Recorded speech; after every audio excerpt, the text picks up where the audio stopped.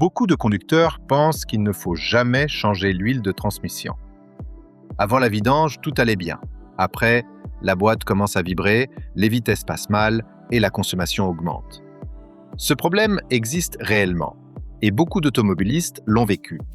Alors, faut-il vraiment remplacer l'huile de transmission ou non?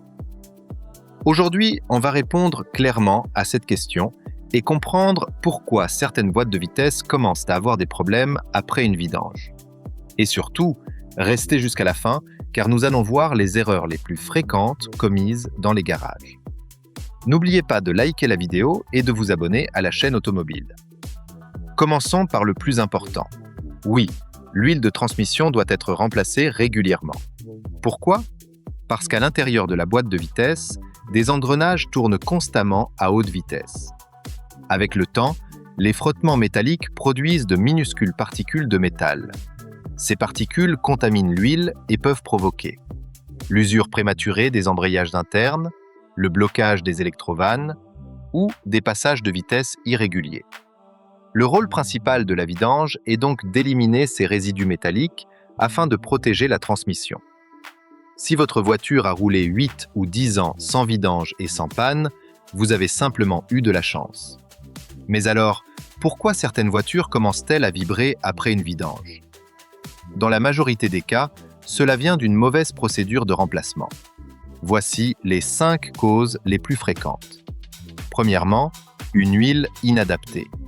Chaque transmission utilise une huile spécifique avec une viscosité précise. Une huile trop épaisse ou non conforme perturbe le système hydraulique de la boîte et peut provoquer des à-coups ou une hausse de consommation. Heureusement, ce problème reste assez rare puisque les spécifications sont indiquées dans le manuel du véhicule. Deuxième cause, un mauvais niveau d'huile. C'est probablement l'erreur la plus fréquente. Trop d'huile crée des bulles d'air et perturbe la pression hydraulique. Pas assez d'huile entraîne une chute de pression et retarde l'engagement des embrayages.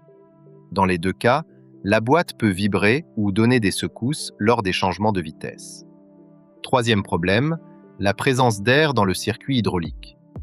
L'air réduit la pression interne de la transmission et perturbe le fonctionnement des embrayages et des électrovannes.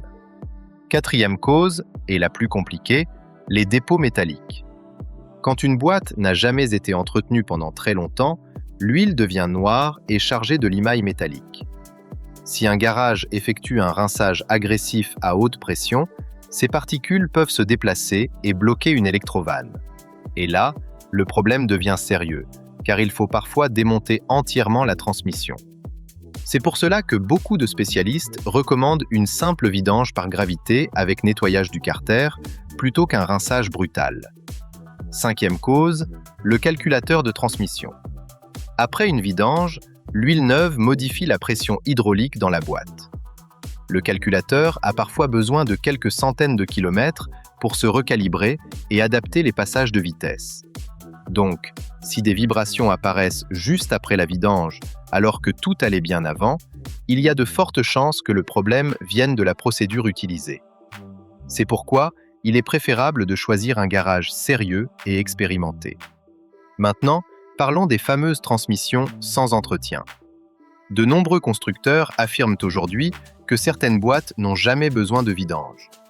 En réalité, cela signifie surtout que la transmission est conçue pour durer pendant la période de garantie. Les constructeurs utilisent des matériaux plus résistants et des systèmes d'étanchéité performants pour prolonger la durée de vie de l'huile. Mais aucune huile ne reste parfaite éternellement.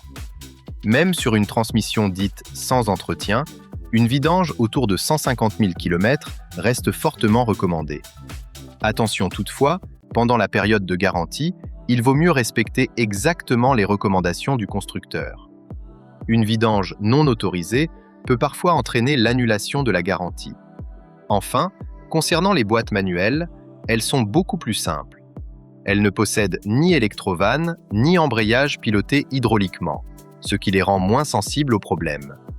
Mais avec le temps, une huile usée peut tout de même augmenter les frottements et la consommation. En résumé, oui, l'huile de transmission doit être remplacée. Les problèmes après vidange viennent souvent d'une mauvaise intervention. Et un entretien régulier reste la meilleure solution pour prolonger la durée de vie de votre boîte de vitesses.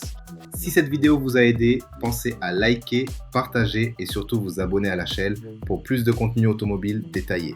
À très bientôt.